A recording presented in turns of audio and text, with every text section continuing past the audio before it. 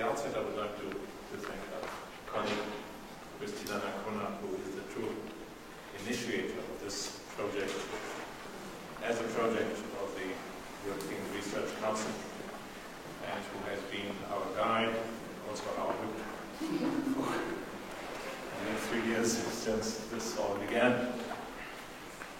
Now, Christina Nakona will tell you what it's all about in terms of philological subject matter, historical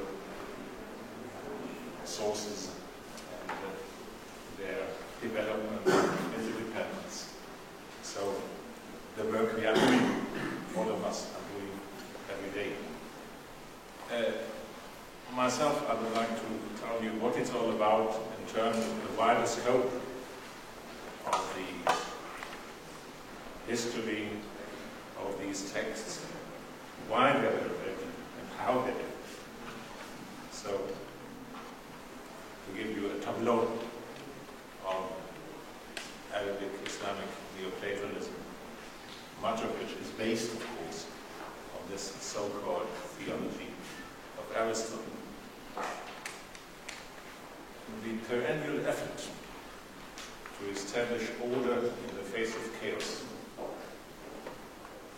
ever threatened by violent death, terrors of war, devastating epidemics, may be seen as the driving force behind the spiritual culture of the Middle Ages.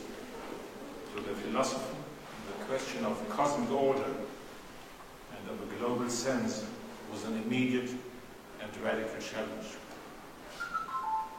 While living men tried by thinking to master their lives, they turned to time-honored authorities to help them cast their quest and their claims into the form of rational argument and demonstrable proof.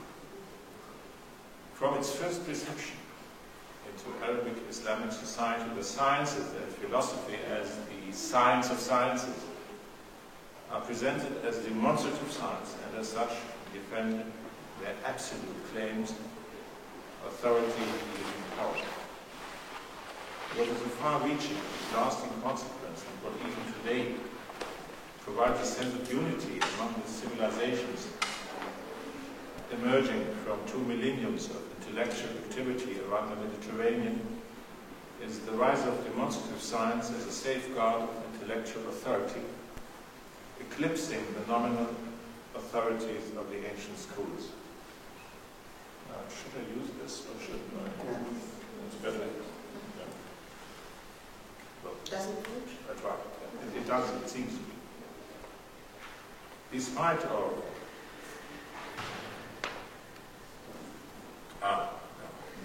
switch it on. Despite of contemporary Arabic Islamic protestations of spiritual identity and intrinsic otherness, I would like to insist on this common ground and this common language, the language of demonstration. Historians of philosophy tend to think about philosophies rather than about philosophy, differences rather than unity, change rather than continuity. Cultural critics, in their turn, oppose the claim of one tradition, one civilization, one religion of whichever side of the Mediterranean or of the Atlantic to represent universal values. Traditions and schools of thought which would seem to support such unity are denounced for being vestiges of cultural hegemonism, of colonialism, of obeisant acculturation. Against such narrow-minded parochialism, common in East and West alike, I would like to insist on the rich testimonies of a continuity based on a millennium of epistemic community. It is one of the main purposes of this our project that such a community can be shown to exist until the present day. The religion, erudition, and science of Islam grew upon the soil of the Hellenized Mediterranean. From antiquity to late Hellenism and its reception in the Arabic Islamic milieu, from the teachers of Baghdad, Cordoba, and Isfahan, the Latin readers of Avicenna and Averroes, philosophy, move between the two poles of Platonism and Aristotelianism. The paradigms of the one and the many, the essence in being, and the being of the essence in actual substances. In this way, the rational sciences, scientific pragmatism, and the global Weltbild of the Gnostic religion were imbued with the wisdom of Plato, transmitted, it is true, under the guise of Aristotle, also of Pythagoras, and some other crossover of the ancient schools, and giving his name to irrational, nay, occult texts of the subculture of Oriental Hellenism. And they were renewed under the aegis of Aristotle's demonstrative science. From Plato, his Arabic heirs inherited the conviction that contingent being and sensible phenomena cannot convey but an imperfect perception of the true essences, and further, that the final goal of human existence, resulting in true felicity, can only be achieved by rational activity oriented towards knowledge of the good. From Aristotle, that is to say, from the Aristotle of the peripatetic and Neoplatonic commentators, they took the conviction that the gap between the phenomena and the essences can be bridged by demonstration based upon the first premises implanted in the human mind, implanted in the human reason from its first inception, and helped by the agent intellect, the famous metaphysical gadget derived from Aristotle's book on the soul, and identified by the Neoplatonists with Plato's demiurge, the presence of the divine and unchangeable in the human mind. This essence of Platonism was transmitted, or rather was living on, in the ethical propedeutic and the mathematical isagoge of the late Hellenistic schools, evident from the excellent testimonia of the curriculum of the School of Alexandria and its Arabic offshoots. Its object was explored throughout on the basis of the works of Aristotle. Aristotle's logic, physics, and metaphysics, the doctrine of being qua being. On the other hand, the authority of leadership of the philosopher leading the only way of life ensuing in perfect happiness rests with Plato. The Platonic one and first good is the highest object of knowledge, and attainment of this knowledge is the way to true happiness. With the Alexandrian commentators of Aristotle, the unique principle pursued in the philosophy of Aristotle is none other than the Neoplatonic one. In the face of the society and of the institutions of the Christian empire, the authority of Aristotle, sustained by this harmonizing tendency, grew all the more important. Even so, the Platonic theology continued as the religion of the intellectuals. Under the name of Aristotle, who had become the master of demonstrative discourse, in harmony with the tradition transmitted and elaborated by the commentators, enhanced by the Gnostic elements of popular religion. Now the Res Publica, and this is the political legacy Neoplatonism took from Plato, is the place where humankind must make its departure towards ultimate bliss, and in the final analysis toward assimilation to God.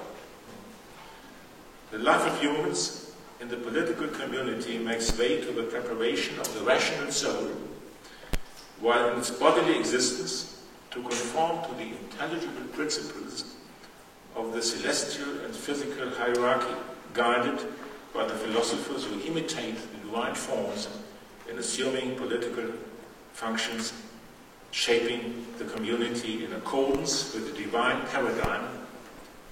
In extremis, however, the philosopher would complain that the vita philosophica was impossible in a depraved city, as Simplicius did after the closing down of the academy by the Christian emperor in his commentary on Epictetus' Enchiridion.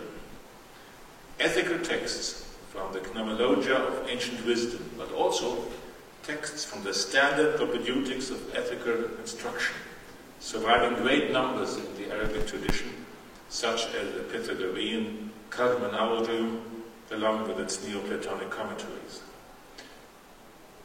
Now our question is, whoever read, whoever took seriously, or even put to task such writings of the Greeks and of their Arabic heirs, receiving them in the baggage of specific social and professional groups of scientists and physicians. Let us dive into the role of the past made alive by one of the most remarkable historians of his age, the Iranian Mishkawi, taking us back to 10th century Iraq and western Iran. It is a century of turmoil, of polarization between political and religious factions, of transgressing borders visible and invisible.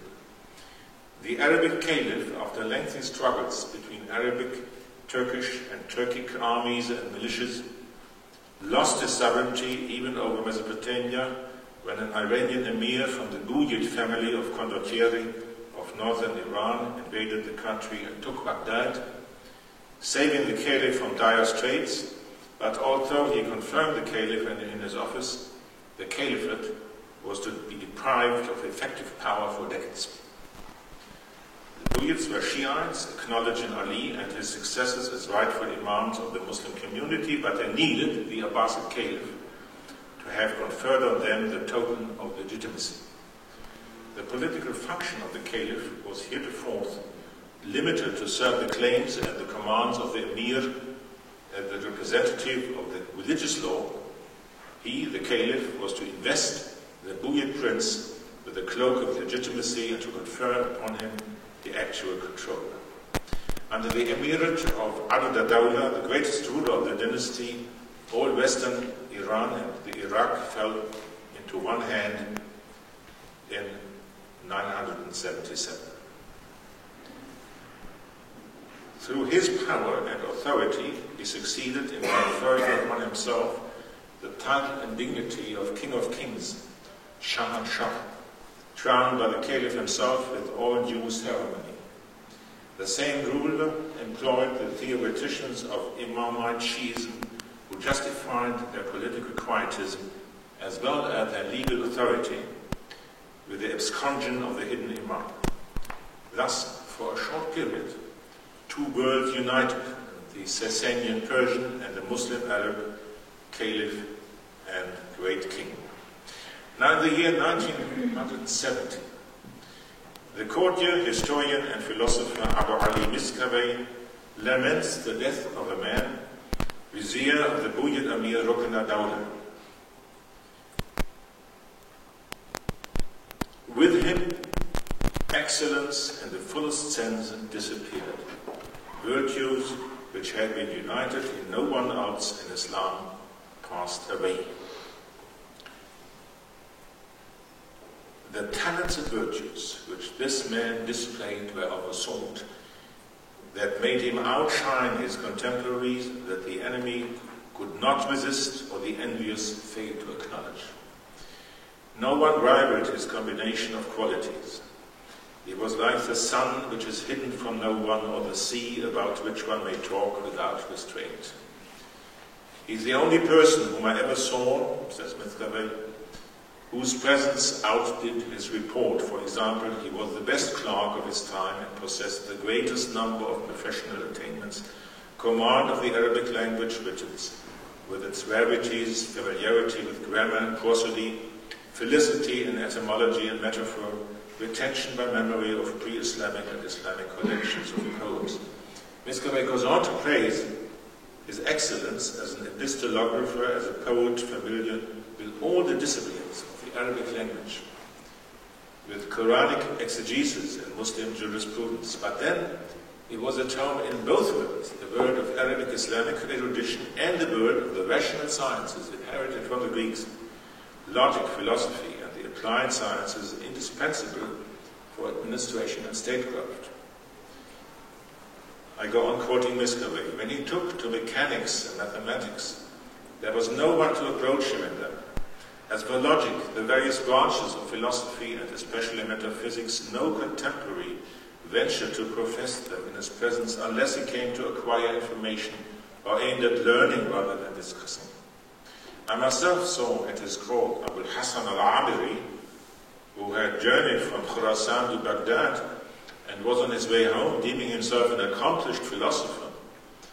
Having commented on the works of Aristotle wherein he had grown old, but when he got insight into the attainments of the chief ustad, that is the vizier Ibn al-Abid, and became conscious of their vastness and the brilliancy of his acumen, and of the accuracy wherewith he remembered what was written, he bowed down before him, recommenced his studies under him, and regarded himself as only fit to be his disciple.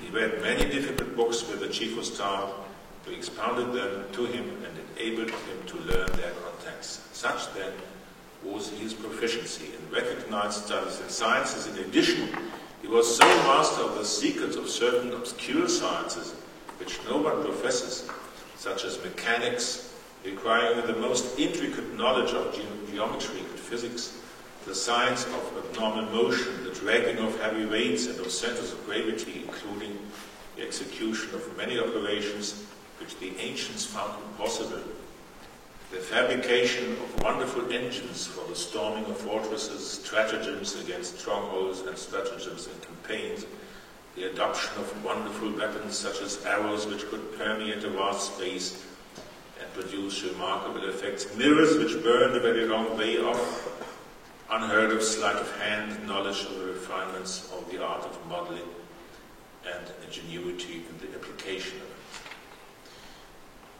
And again, his capacity as an administrator, as an organizer,